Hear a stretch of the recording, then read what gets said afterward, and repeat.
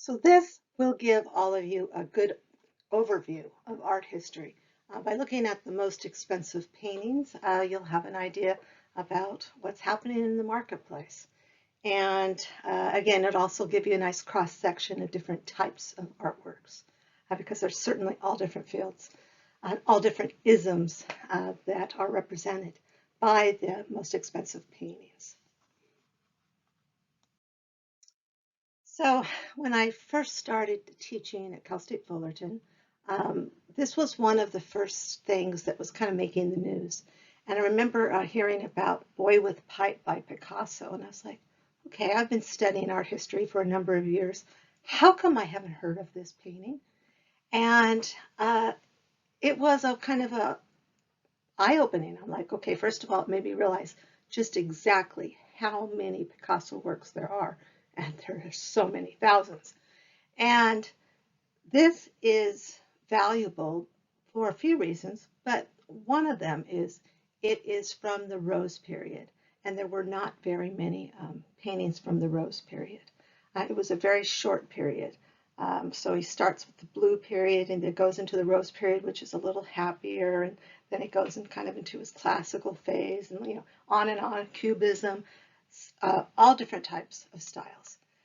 So this was a work that was done in his studio. There was a young man that used to come and hang out, see what he was doing.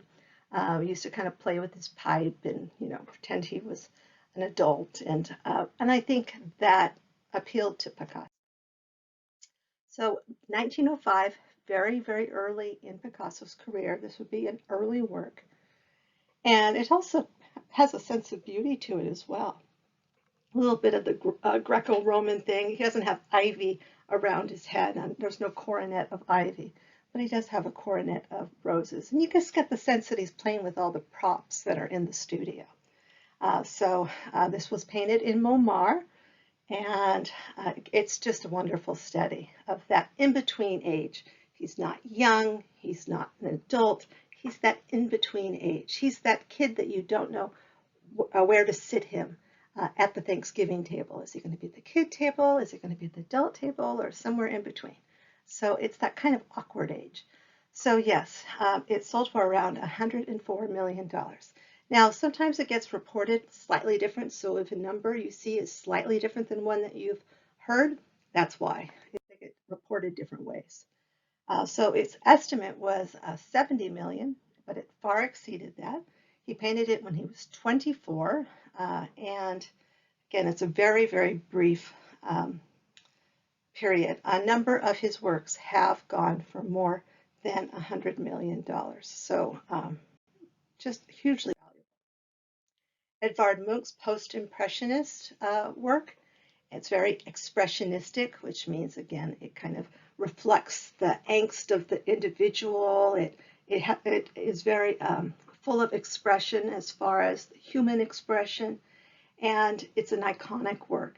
It's a work that is very, very recognizable. People that may not know anything about art know about the scream. Even the gesture, people know that's the scream. So this was produced in the 1890s, a fin de siècle work. So it's end of the century. There's a period of instability. It's darker than Impressionism. It's a deeper color, so we call it post-impressionist. But it's also the beginnings of Expressionism. There are more than one version. You probably did not know that. I think a lot of people think there's just one. So this is one of those works that's sometimes reported as 119 million. This particular source was 120. And again, it is based on, they're adding in fees and whatnot, but it's still a huge number. So it's a spectacular work. It actually was based on an event that happened. He was walking with friends, and he actually said he felt this scream through him. And so we don't know if it's a symbolic scream, an emotional scream within him, or it could actually have been literal, because there was actually a mental institution below this area where they believe this was originated. And then they also think on this particular area in Norway has spectacular sunsets. And so there's some thought that this is really what he saw. So it, again, big money. Here we have Warhol's, big money there. So in any case, yes. So it was stolen, it was recovered. Why is it that when an artwork is stolen, it seems to improve its value? I think it's because suddenly everyone's aware of it. It gets a lot of attention, and then it increases its value because it's perceived as more valuable because somebody wanted to steal it. But there's no definitive answer. But it is interesting that if an item gets stolen, you can just about hike up its market value. Unless it's, of course, too damaged, and that can be a problem as well, because there have been a few works that they think ended up in the incinerator or this kind of an oven. So yeah, that has happened because the people didn't want to be prosecuted. So this is what he says about it, and there's actually more than one source of this, and the slightly different, but it's so we pretty much believe this is exactly what he was thinking about. Um, and so you see his friends. I was walking along the road with two friends, and he's kind of done this capitalization like a poem. The sun was setting, the sky turned a bloody red, and I felt a whiff of melancholy. I stood deathly tired over the blue-black fjord and city hung blood and tired tongues of fire. My friends walked on. I remained behind, shivering with anxiety. I felt the great scream in nature. And this is Edvard Munch. And so Edvard Munch, he didn't have a good life. He was not a happy person. He had a tragic life. He lost his mother. He lost his sister. He had a father that was a religious fanatic. He dealt with a lot of pain and depression, and it was tough. So 2 years and 9 days after they were stolen, the Scream and Madonna are now back on display. And so obviously this was done later. So again, they did have some damage, but it was restored. So thankfully, it was something that they were able to restore to good condition. So here they are. There are four versions. Some say five if you count the print. There's also a kind of a black and white print. 1893, tempera on cardboard. Tempera is like an egg-based paint. 1895, pastel on cardboard. 1910, tempera on board. And 1893, crayon on cardboard. So again, it has many manifestations, but his works are great. I mean, recently I did a lecture on Edvard Munch, and I thought, okay, I'll look and see if there's some happy pictures. There's a few, but not many. He really did have kind of a more than a difficult life. So it's certainly been parodied a great deal, a lot. So here we of course have Homer Simpson and Home Alone, and again, it's a gesture that everyone knows. Now, this is one sensuous Madonna. It's a very different Virgin than you typically see. This is 1894, again, nearing the end of that century. This is a period of instability. They didn't know what the new century was going to bring. Remember 1999? And so the criminals were caught, they were jailed, they were fined, but some damage was done. And again, they were carefully repaired. But this is a very distinct Madonna. It's quite different than anything you've probably seen. And she does have a halo, but she's pretty sensuous. Jackson Pollock. Jackson Pollock held the record for a long time for his works. Now, people either love his works or they hate his works. That's just all there is to it. It seems like there's very few people that are ambivalent. I'm sure they're out there, but very few. And so he's this angst-filled, wearing black stereotype of the difficult artist. You think of Jackson Pollock, Caravaggio. You have the sense that you probably wouldn't have liked Picasso very much. And so again, these kind of tortured artists. And I certainly think his personality and his alcoholism and his brawling, um, he fits that type. He was married to Lee Krasner. This is abstract expressionism. It is about the gesture. It's about movement. He was listening to jazz when he was producing these works. And people say, okay, my 5-year-old can do it. Probably not. There is a gesture to it. There is a rhythm to it, almost a dance. People would actually come and watch him work. He's not pouring a typical paint. This is enamel paint. This is garage paint. This is what he had around. It is not a professional grade paint. You get the cigarette ashes are in there. Change might fall from his pocket. There might be a paper clip in it. I mean, literally, there is stuff embedded in these works, and a few have his fingerprints because he was very, very active about the way he moved through the paint. So why? Why so much? Okay, that's what everyone wants to know. There's a few reasons. Americans prize originality. Now, it doesn't matter if you and I go and try to reproduce this. It won't be the same. We're not going to get credit for it again. It's been done. And it was part of a time period. Abstract Expressionism, also known as New York School, considered first important major work. Big name. He was in Life magazine, incredible bio, archetype again of the tormented artist. And all of these things, I think, contribute to this personality that intrigues people.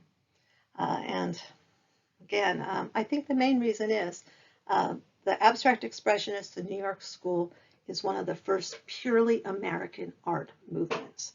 They're not influenced by the landscape painting of the past. They're not influenced by what Picasso was doing or what Matisse were doing. It's completely new. And I think that's one of the main reasons.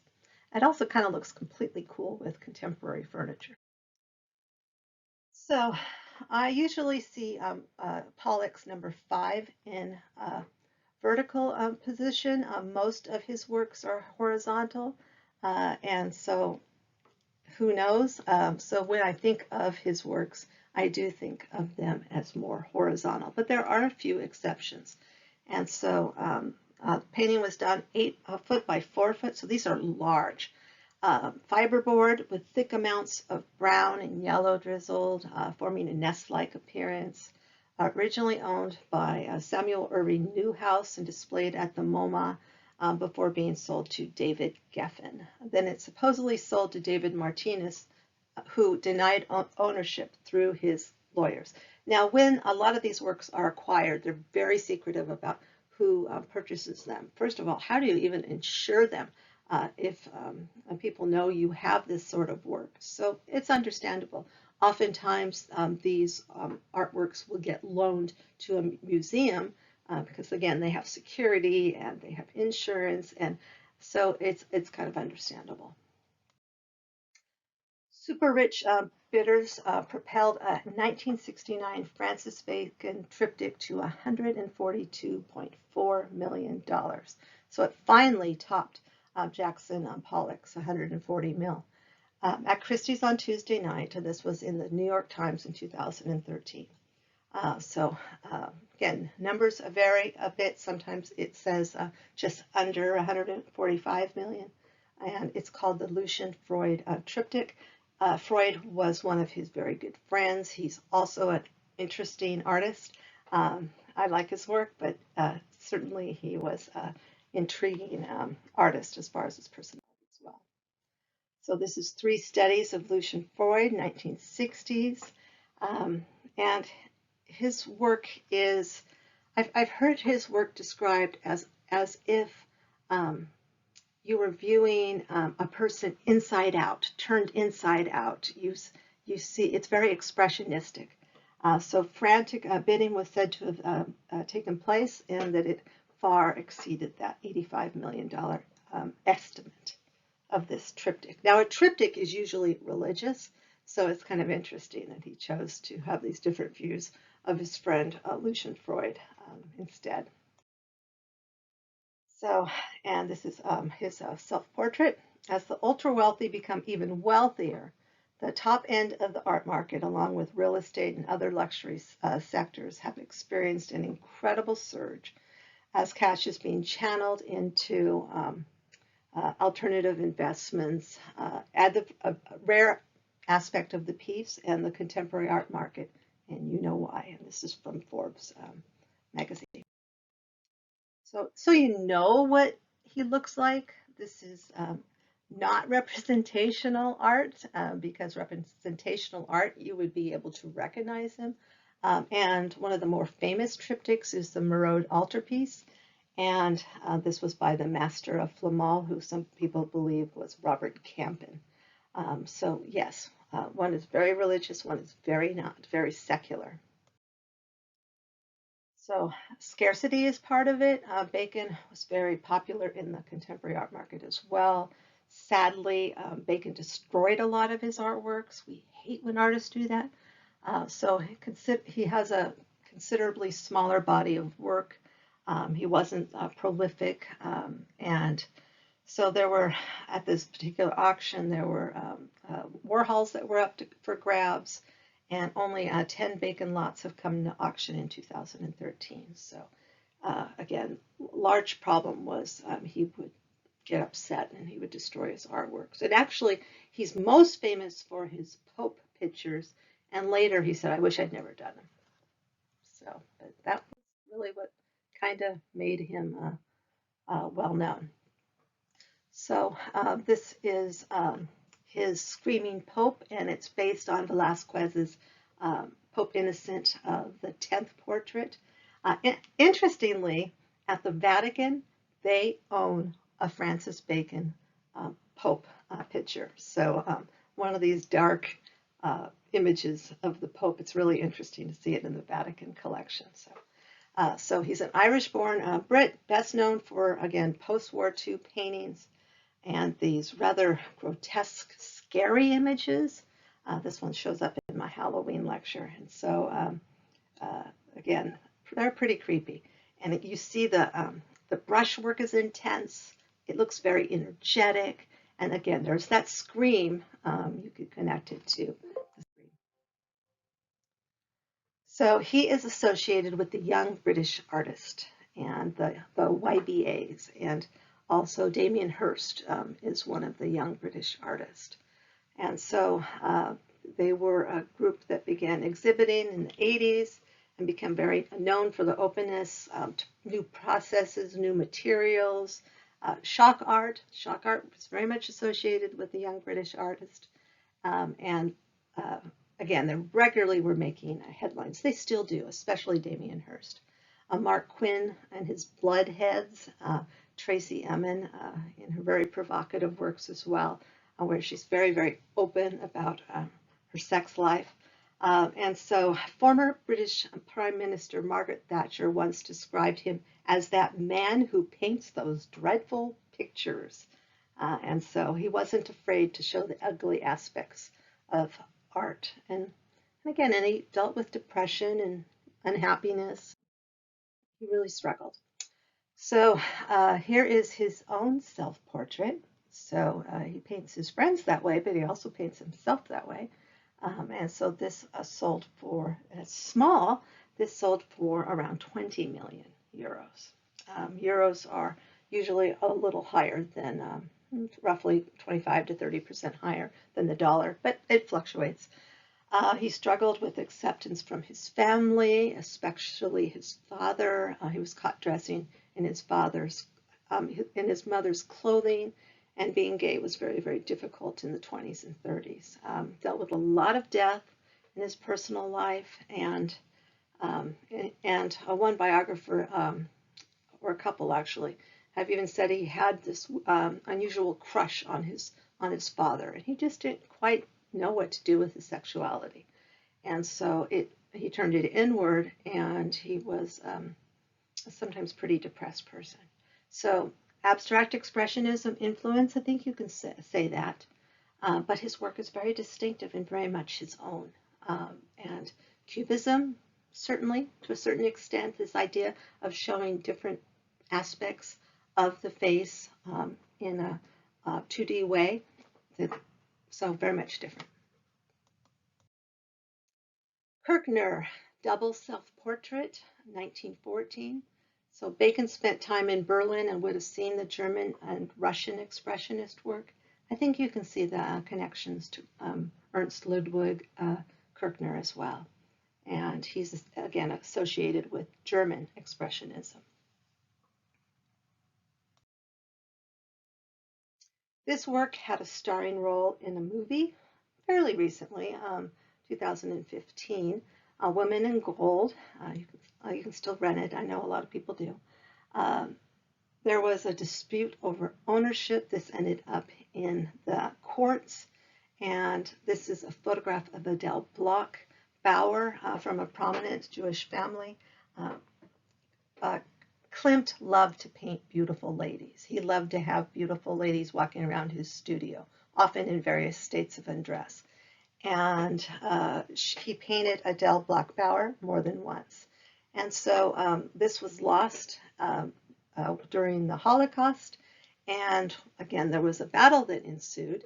And ultimately, her family prevailed, and they were able to win the suit. And the painting was restored to the original family, or the Jewish family.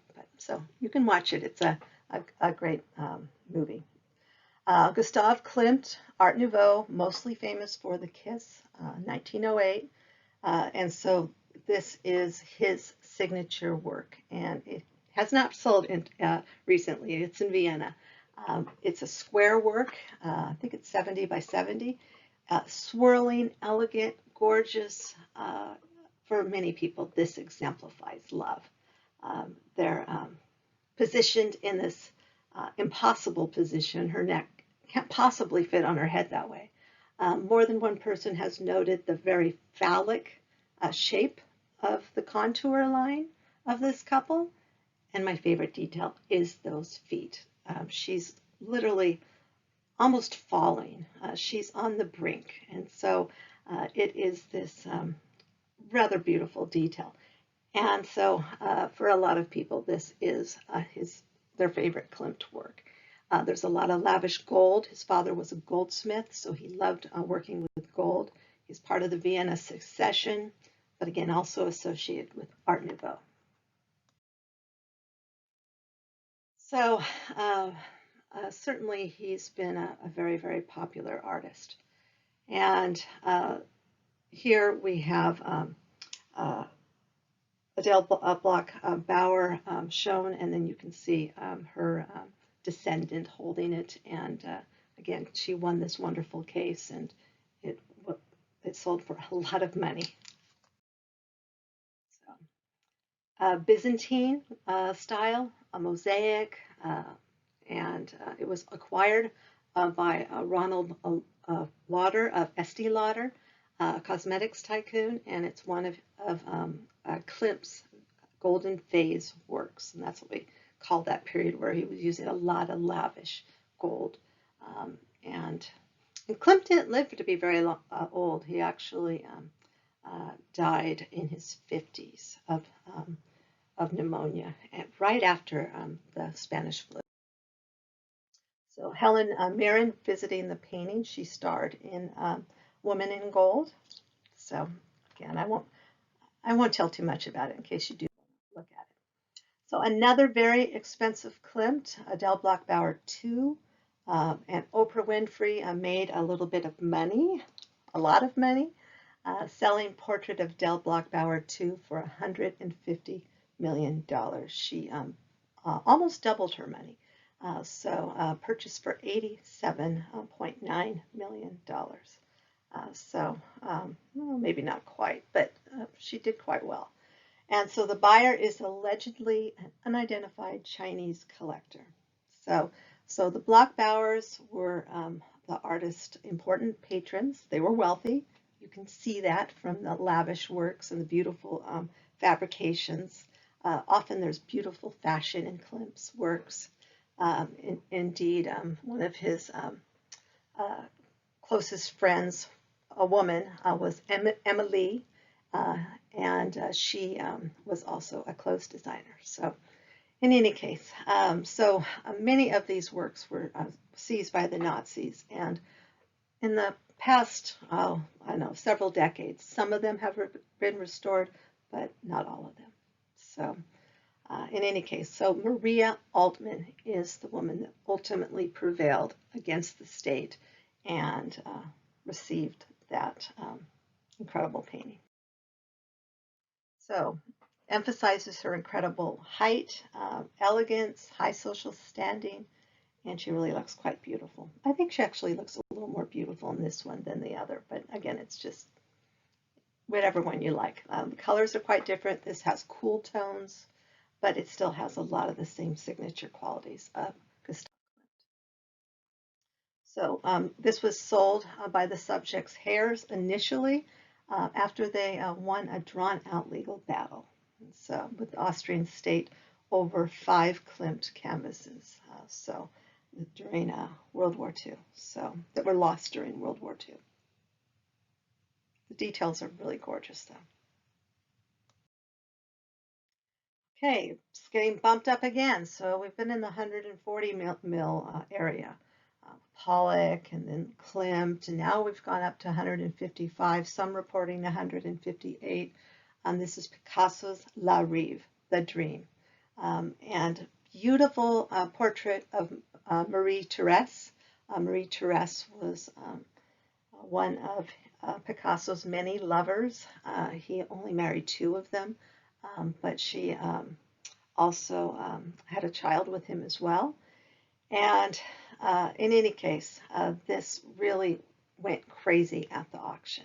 And if any of you have ever experienced an auction, you know how easily it is to get caught up in the energy. And so this is from 2013. So it's only been in the last, I don't know, 15 years that these numbers have really started being driven up. So the 45-year-old Picasso met the beautiful Marie Thérèse when she was 16, some say 17, and he basically walked up to her. She knew who he was. Picasso at this point was well known. I would like to do your portrait. I have a feeling we will do great things together. I am Picasso. And so there's several sources that basically say the same thing, that he walked up and said, I am Picasso. And so she indeed was with him for a while, but she did not have a happy ending. She ended up committing suicide. Tragic life, really. But she's usually shown in beautiful primary colors and very, very sweet, sinuous line. Marie Thérèse was a very sweet young woman. And it's so interesting to juxtapose, for instance, the curvilinear forms of Marie Thérèse with, for instance, the sharp imagery of Dora Maar. So different women, he painted different ways. So 22 years old when this was painted. And so why is it so expensive? Well, it's Picasso. Be aware, Picasso, there's a tremendous number of frauds out there. Because he was such a prolific artist, there's a huge number of frauds.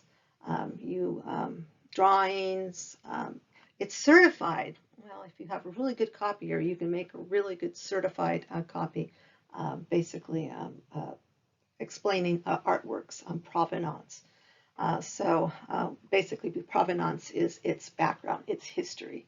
And the more its history can be proven, the better. But a lot of times, Picasso's works are frauds. In fact, they say that his works are copied more than any other. So, in any case, some of his late work, like his ceramics, I think some of his late work, at that point in time, he knew he could produce anything, and people would buy it. And so I think some of his late work is not terrific myself. So this work was owned by Steve Wynn at a certain place in time. And he was about ready to sell it. And he was actually talking with friends. I think Barbara Walters was one of the people. And he was gesticulating His arms were moving, kind of like I do when I talk all the time. But in any case, what he did was his elbow hit it and actually tore a hole in part of her arm. And so it was, basically it was about ready to be sold. And so uh, initially he was just horrified, and then again he was like, no, no, it's fine, it's fine. And then at some point in time, the insurers and his lawyers probably said, no, no, no, uh, claim the damages. So in any case, ultimately it turned out okay for him, because in 2013 he actually sold it for even more, at $155 million. I think it's perceived as one of Pablo Picasso's notable works, one of his more important works. So Pablo Picasso early works, Blue Period when he was sad, Rose Period when he was starting to come out of his depression, and then the phase of analytical cubism, 1910s. He's producing these gray and gold and brown cubist works, analytical cubism. And then it moves into synthetic cubism, which is again more colorful. Three um, musicians is an example. And so, again, quite different. So, move on. Big surprise. Van Goghs go for a lot of money. And that's true. And if I'm not covering some of the works, it's because there are a lot of them out there. But I tried to kind of pick some key works. But even so, I think you'll have a pretty good overview about what things cost in the art world. If a Van Gogh was to come up for sale right now, I think it would go well over 100 million. Dr. Gachet, $82.5 million. Vincent van Gogh is not an impressionist, he is a post-impressionist. Sometimes he's called it an early expressionist because of that really dramatic brushwork. He's certainly influenced by the impressionist, but his palette is deeper, the tones are deeper. And so complementary colors, yellows and golds against blues. And why? Because we love Vincent van Gogh. Vincent van Gogh has this tragic, intriguing biography, and people are fascinated by him, fascinated by the story. So he was sold to a paper manufacturer in Japan who later died, and there's a little bit of mystery as to who has it now. So in a letter, Vincent van Gogh stated Dr. Gachet was as sad and messed up as him. And again, slightly paraphrased. On the table, there's digitalis, which is from the foxglove plant. And there is an intriguing theory that he was taking digitalis. That was one of the medications they were giving him. And one of the side effects of digitalis is kind of this yellow sparking of eyesight, and that he might have perceived yellow dots on things and painted them. I don't know. I don't know if I buy that. But part of art history is coming up with interesting new theories that they try to find support for. So late work, that also makes it valuable. Swirling paint shows his emotional state, expressive, swirling, almost manic brushwork. You can see he probably identified with Dr. Gachet. Again, beautiful, beautiful work. And even without seeing the title, you kind of know it's a Van Gogh. It has a very distinctive look.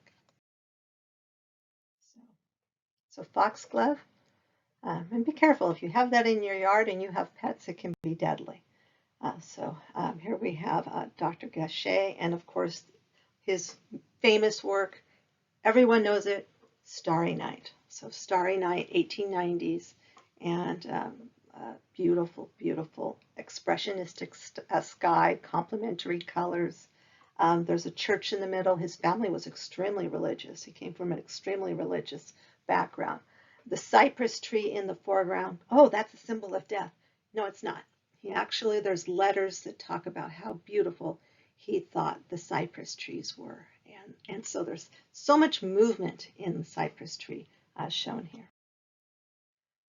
Willem de Kooning, Dutch, really ticked off the feminists with these works. And Woman 1, Woman 2, Woman 3, and so in any case, ultimately Woman 3 is what sold for $137.5 million. At inflation, they say it's more 160 million. So slashing, gestural, abstract expressionist works, New York School, and they often command these huge prices because, again, it was a distinctly American art movement. And again, some people think they're just terrible.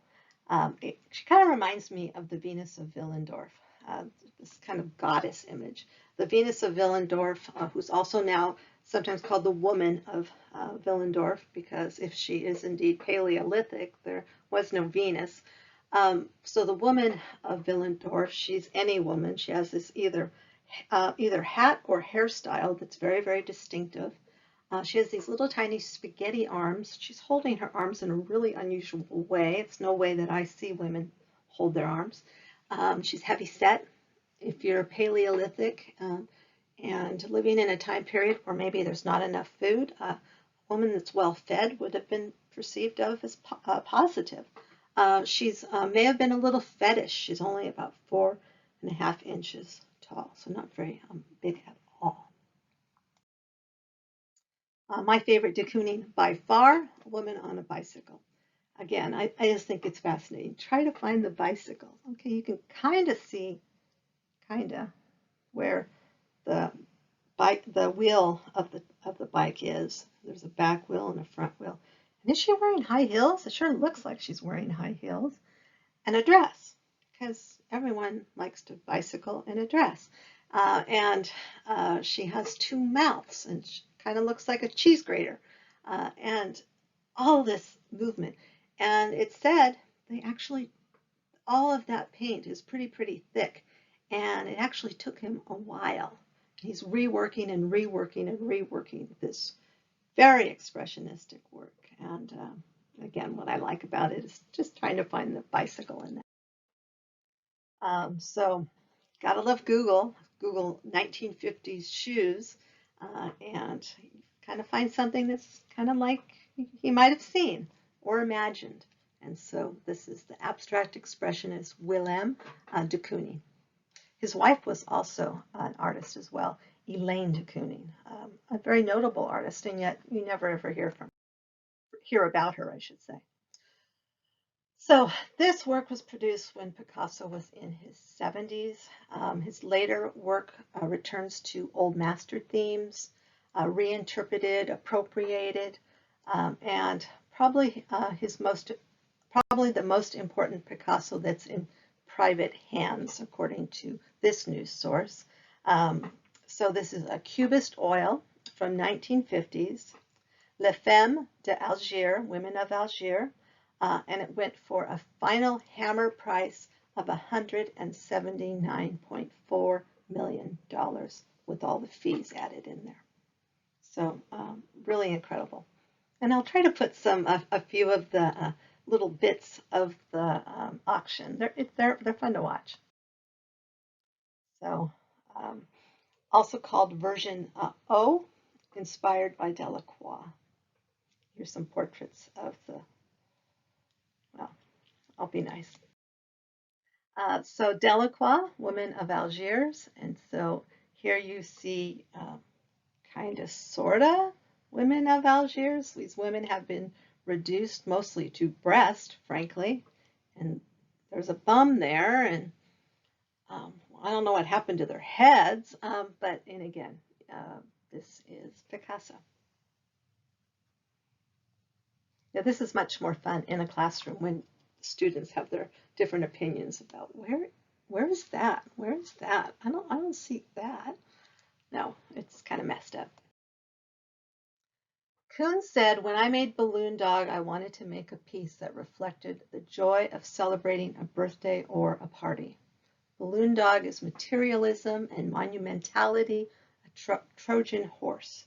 Now, for contemporary art, I sometimes use kind of non-academic sites. This is Wide Walls. This went for $58.4 million, a record for a living artist.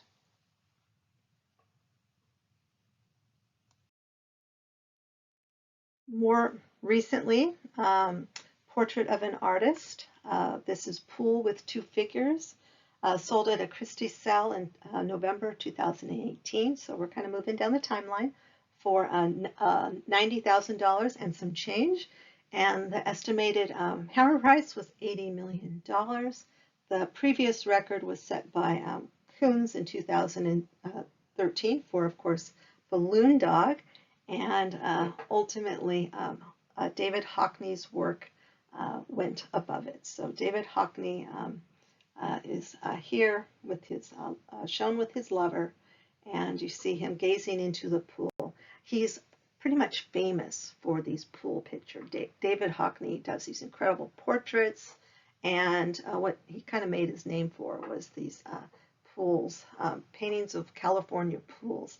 They show up in a lot of textbooks. So swimming pools are one of his muses, according to the tape.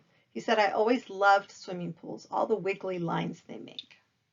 So this double portrait shows a young man standing on the pool's edge looking down at a submerged swimmer. The swimmer is based on Hockney's former lover, California artist Peter Schlesinger, with whom he had broken up a year later. And so again, there's some conjecture that he's showing a relationship there. A study for the painting sold for $2.1 million. That's just for the study at 2016 Sotheby's auction. Now, the two main houses where these auctions generally occur are Sotheby's and Christie's. Jeff Koons again, and here he is posing with his rabbit at the Tate Modern. Some people love Jeff Koons and some people hate Jeff Koons. People are seemingly one or the other. I'm kind of ambivalent, but some of his work really does bother a lot of people, and it does verge on pornography. So 91 million, and then again, this was a record for a living artist. So again, it didn't last very long. This was May 2019. And it's Rabbit. So here is Jeff Koons' Rabbit. So yeah, really incredible.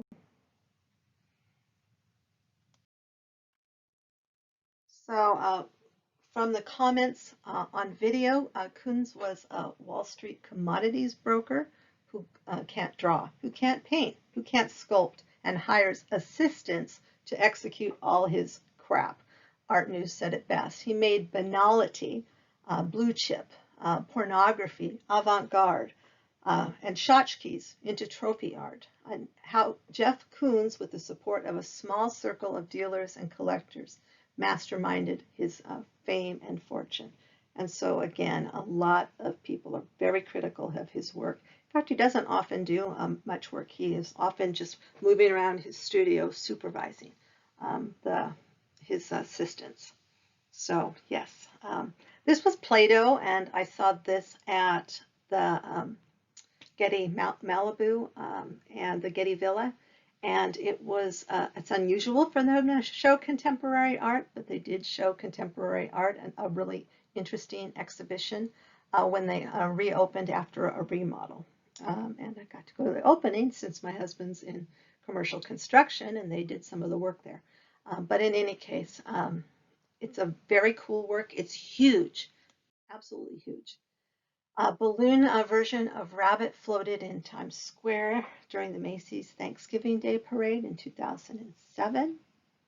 So his work is very recognizable. His name's very recognizable. So again, why? Oh, this work is considered by some the holy grail of his works in certain collecting circles. The bunny's allure was burnished by the fact that Newhouse was its long-time owner. It also received an extraordinary pre-sale display. Christie's was promoting it with a custom-built room that perched the rabbit on a pedestal surrounded by lighting mimicking a James Turrell installation. And so this Newhouse was a Condé Nast chairman who died in 2017. So Rothko, of course, Rothko shows up, and this went for the extraordinary number of $186 million. And so, again, moving down that timeline, it's just absolutely incredible how expensive some of these works are. Who's buying them? Very wealthy people. A lot of times, again, they do not always reveal who gets them.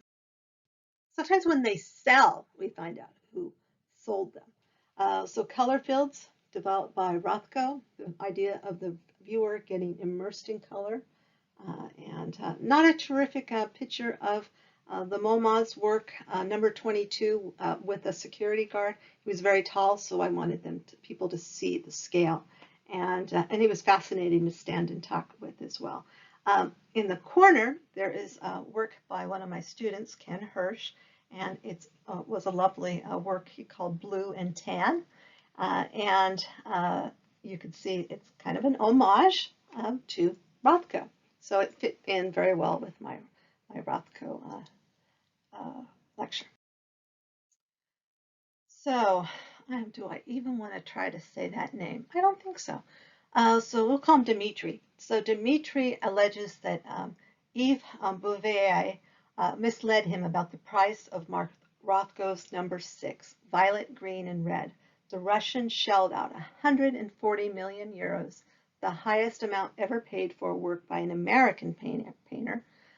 Today, 52% of the deals are made between private patrons to avoid the high fee of auction houses.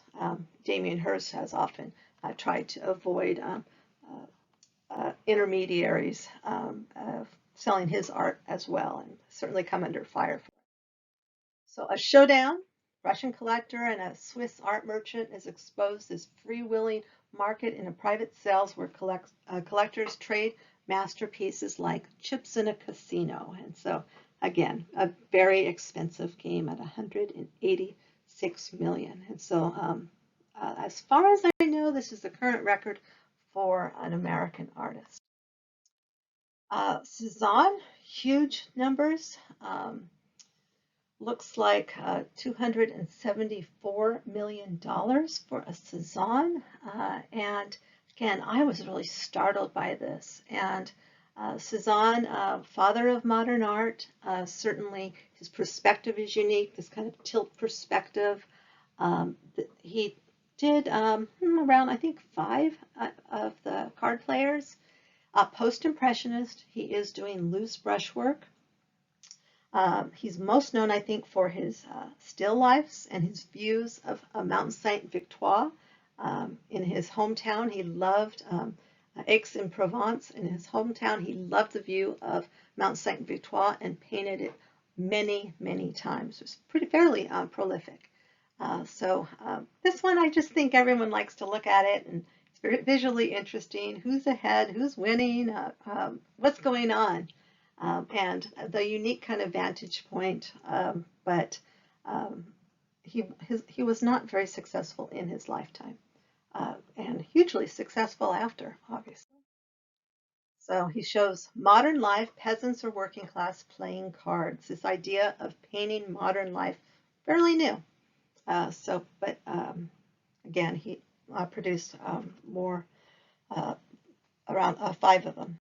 And it's said that he was actually influenced by a 17th century genre work that was at a museum in his hometown. So this particular work, certainly the palette's similar, you can certainly see that, but it's still very, very different. The nation of Qatar has purchased this Paul Cezanne painting, and Qatar has often purchase some really, really pricey images. So in any case, this is Paul Cezanne, The Card Players. So this is, again, what he's best known for, I think. Um, Again, this unique tilted perspective. If it kind of looks like the fruit's going to fall on the viewer, it might be a Cezanne.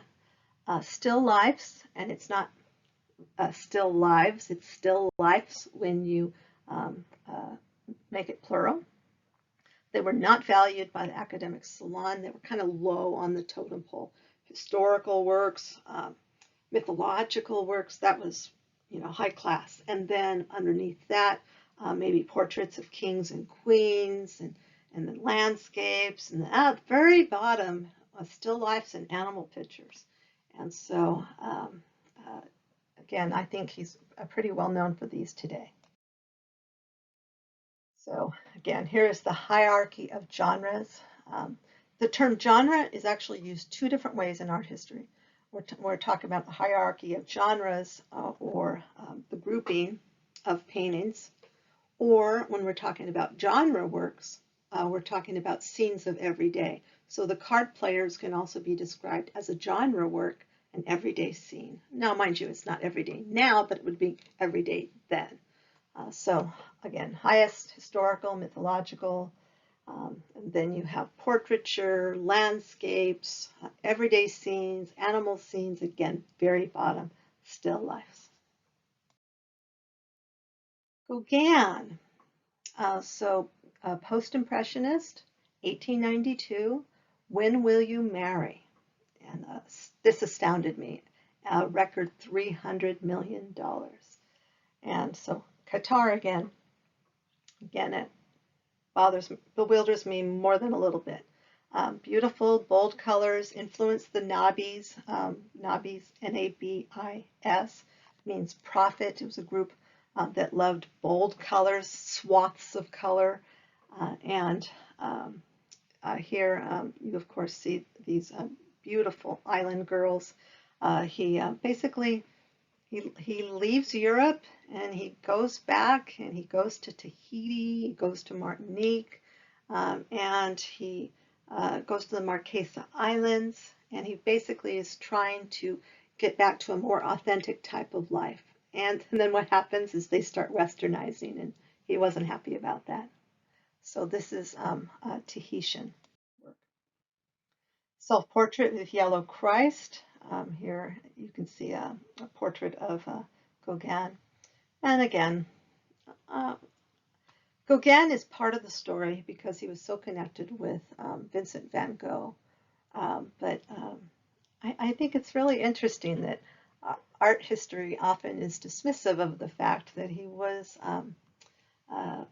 cohabitating with very young girls. But I've heard art historians say, well, you have to contextualize it. That's what was happening. It was still creepy.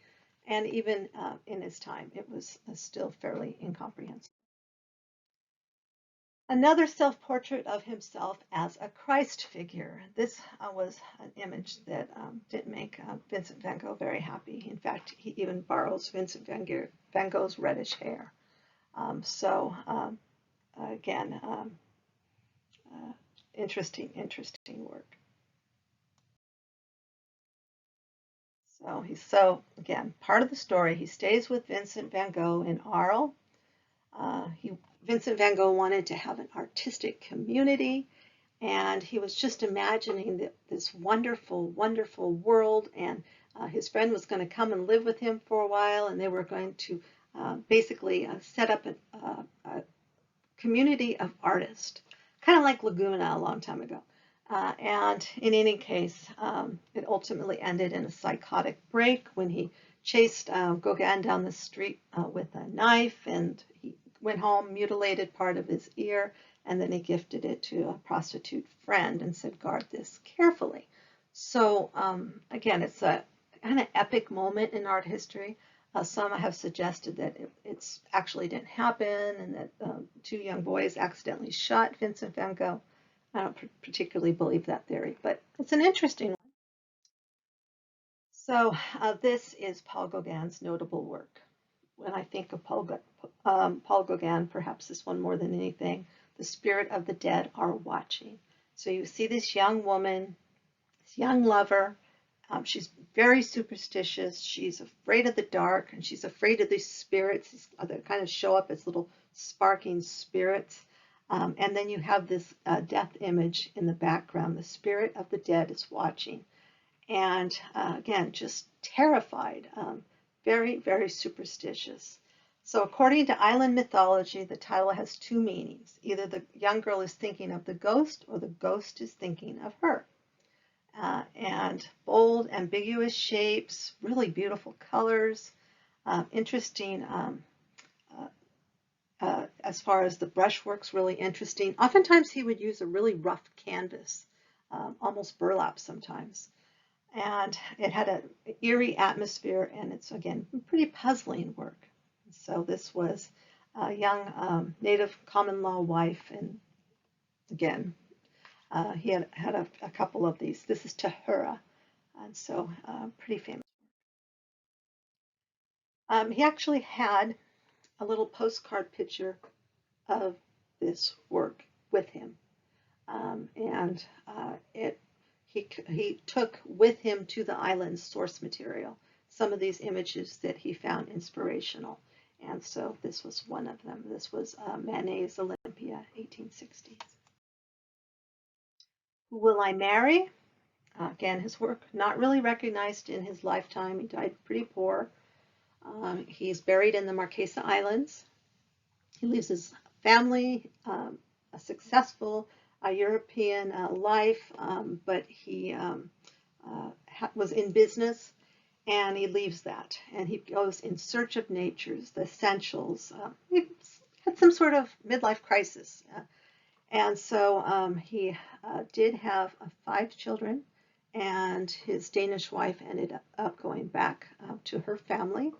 One expert, Matthew, said, of course he didn't find it. He died a twisted and bitter man, having alienated everyone both at home and in Tahiti. It's a sad story of a man who believed his own fiction. So in any case, it's just kind of interesting to me that certain aspects of his life are promoted, and then certain aspects of his life are hardly even discussed in art history.